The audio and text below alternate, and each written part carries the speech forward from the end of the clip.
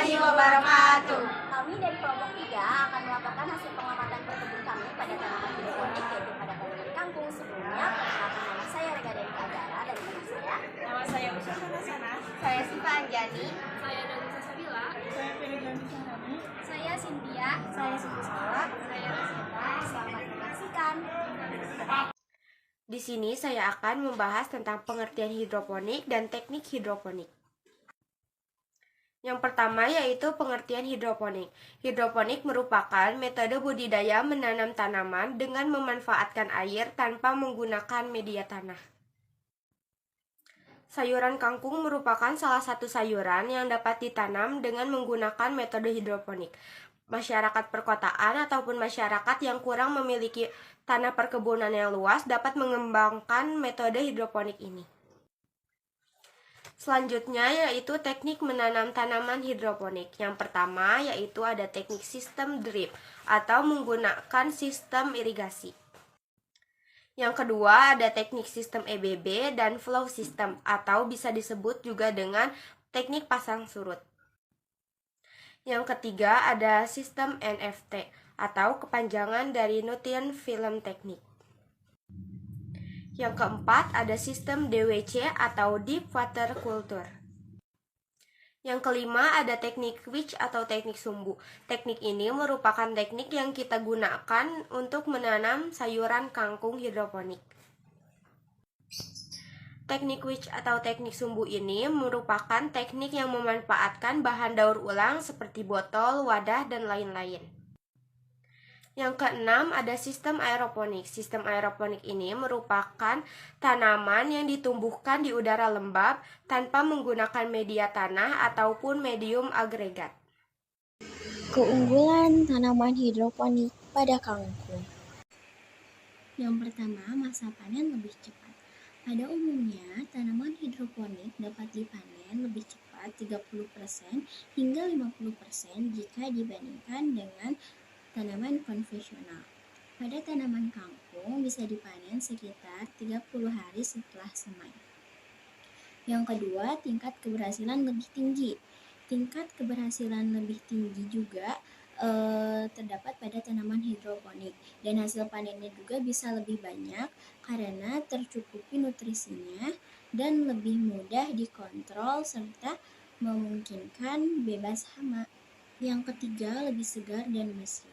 Hasil panen kangkung hidroponik tampilannya lebih segar sebab bisa langsung dimasak begitu habis dipetik. Juga lebih berkualitas dan lebih sehat sebab nutrisinya lebih terpenuhi, juga lebih bersih karena kangkung tidak bersentuhan dengan tanah. Yang keempat, rasanya lebih enak. Hal ini karena banyak kandungan nutrisinya sehingga bisa terasa lebih renyah dan lebih manis sayuran kangkung hidroponiknya. Warna daunnya cenderung lebih muda, hijau muda dengan tekstur daun yang tidak liat. Kemudian yang kelima, hemat lahan. Menanam kangkung secara hidroponik bisa dilakukan dan diletakkan di mana saja dan tidak perlu lahan yang luas. Kemudian yang terakhir, harga jual lebih tinggi. Harganya juga lebih tinggi dan peminat sayuran hidroponik semakin meningkat seiring kesadaran masyarakat akan pentingnya kesehatan yang makin meningkat pula. Faktor internal hormon. Faktor internal hormon yang pertama yaitu giberelin. Giberelin memiliki peranan dalam membentuk buah, bunga, dan pemanjangan sel pada tumbuhan serta perkembangan dan perkecambahan embrio. Yang kedua yaitu auksin. Hormon auksin ini berfungsi untuk memanjangkan sel batang dan gerakan sel pada bagian tumbuhan sesuai arah datangnya rangsangan atau disebut dengan gerakan tropisme. Oh iya, karena tidak bisa terurai oleh cahaya, auksin ini membuat pertumbuhan tanaman menjadi lebih cepat saat berada di tempat gelap.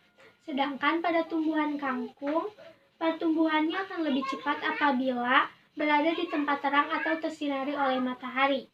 Yang ketiga adalah etilen. Etilen ini digunakan untuk mengatur pertumbuhan pada tumbuhan. Pengaruh dari etilen ini bagi tumbuhan adalah untuk menghambat pembelahan sel dan menyebabkan daun berguguran. Pada tumbuhan kangkung, zat etilen ini tidak diutamakan karena yang dimanfaatkan pada tumbuhan kangkung sendiri ialah daun yang lebat. Dan yang keempat yaitu asam abisat. Asam abisat ditemukan pada sebuah penelitian tentang dormansi pohon. Pada penelitian itu, zat kimia yang diambil dari daun pada sebuah pohon bisa mempengaruhi pertumbuhan pucuk pohon tersebut. Nah, asam abisat ini berperan pada penuaan, pembungaan, pemicu sintesis etilen, dan menghambat pengaruh dari giberelin. Dan yang terakhir yaitu sitokinin.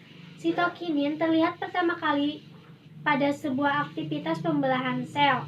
Sitokinin ini berperan pada pembelahan sel, pemanjangan sel, dormansi, dominansi apikal, dan morfogenesis.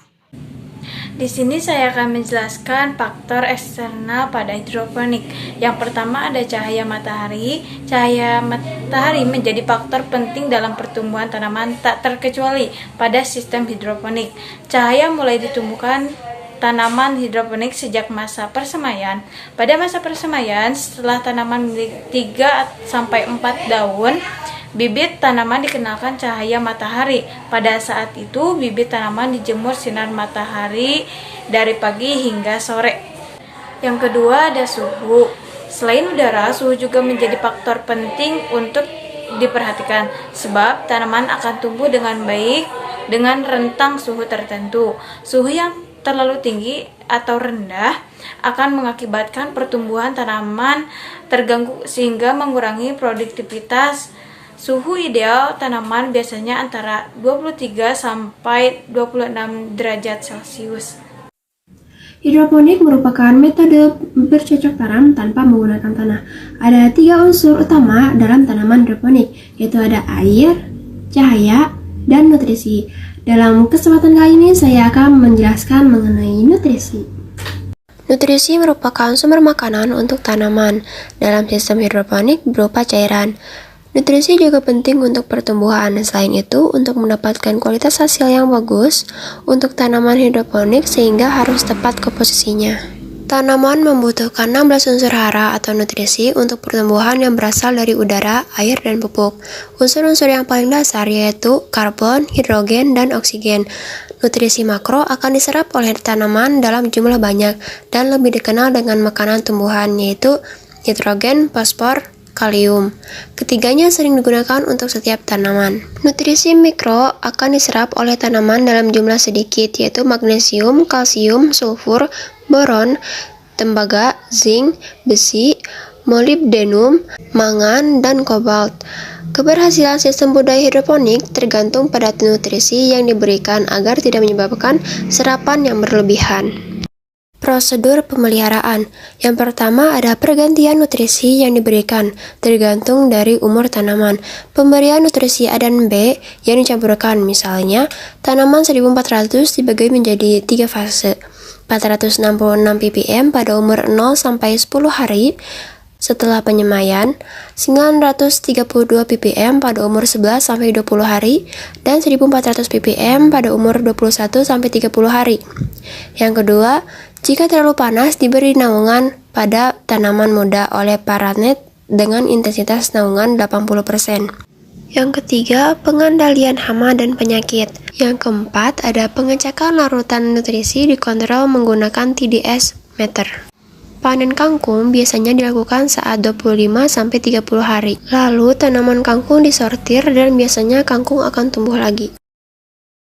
Nutrisi yang kami gunakan yaitu AB Mix. Nutrisi AB Mix merupakan nutrisi yang digunakan untuk bertanam secara hidroponik. Nutrisi AB Mix dibuat dalam 2 kemasan yang berbeda, yaitu Mix A dan Mix B. Mix A mengandung kalsium, sedangkan Mix B mengandung sulfat dan fosfat.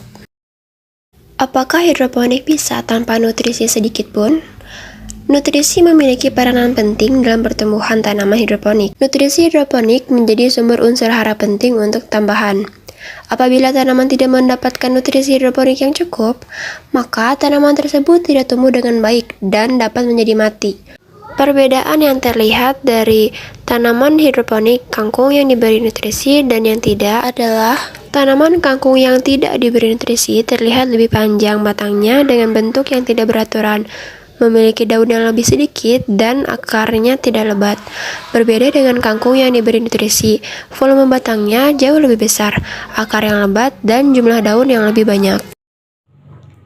Alat dan bahan yang dibutuhkan pada menanam tanaman hidroponik kangkung. Alat yang dibutuhkan adalah korek api, lilin, gunting, paku bekas, botol, dan cutter. Bahan yang dibutuhkan ada benih kangkung, abenix, tisu, dan arang. Cara menanam hidroponik kangkung. Yang pertama, siapkan alat dan bahan terlebih dahulu. Ambil botol bekas air mineral, lalu potong di bagian tengah. Lubangi botol di bagian atas, di bawah tutup botol. Balik leher botol dan masukkan ke dalam badan botol. Masukkan arang ke dalam botol yang sudah dilubangi. Ambil tisu dan potong menjadi beberapa bagian dan simpan di atas botol yang sudah diisi oleh arang. Ambil baskom dan isi dengan 4 liter air dengan 20 cc air nutrisi ke dalam sistem hidroponik botol bekas tadi sampai mengenai bagian leher botol. Lalu isi dengan beberapa benih kangkung di atas tisu. Pastikan benih dan tisu dalam keadaan lembab. Cek setiap minggunya dan lihat perkembangan dan pertumbuhannya secara berkala. Selanjutnya di sini saya akan menjelaskan cara menanam hidroponik. Yang pertama, siapkan alat dan bahan terlebih dahulu. Yang kedua, ambil botol bekas air mineral lalu dipotong di bagian tengah. Yang ketiga, gunting kain flanel memanjang dengan lebar 4-5 cm. Yang keempat, lubangi bagian atas botol di bawah tutup botol lalu selipkan kain flanel di sela-sela lubang tadi. Yang kelima, balik bagian leher botol dan masukkan ke dalam badan botol. Secara terbalik, posisi tutup botol berada di bawah. Yang keenam, ambil tisu, lalu bagi menjadi beberapa bagian dan simpan di atas botol. Yang ketujuh, ambil baskom dan isi dengan 4 liter air dengan 20 cc air nutrisi ke dalam sistem hidroponik botol bekas tadi sampai mengenai bagian leher botol air. Lalu isi dengan beberapa benih kangkung di atas tisu. Pastikan benih dan tisu dalam keadaan lembab atau kena air nutrisi. Yang kedelapan, cek setiap minggunya dan lihat perkembangan dan pertumbuhannya secara berkala. Selanjutnya, kesimpulan. Sistem hidroponik merupakan salah satu sistem yang jauh lebih efisien dibandingkan dengan sistem konvensional lainnya. Dalam sistem ini digunakan media tanam air dan bukan tanah. Sistem hidroponik juga tidak memerlukan lahan yang luas, sehingga sangat cocok digunakan untuk menanam tanaman di daerah-daerah perkotaan, yang dimana jarang sekali ditemukan lahan yang cukup luas. Selain itu, kangkungnya itu sendiri juga merupakan salah satu jenis tanaman yang sangat mudah tumbuh dalam media tanam apapun, sehingga jika ditanam dalam media tanam hidroponik juga akan tetap tumbuh dengan baik. Dan akhirnya petani-petani sekarang juga menggunakan sistem ini untuk menanam tumbuhannya dan menghasilkan pendapatan yang jauh lebih baik dibandingkan dengan media tanam konvensional lain.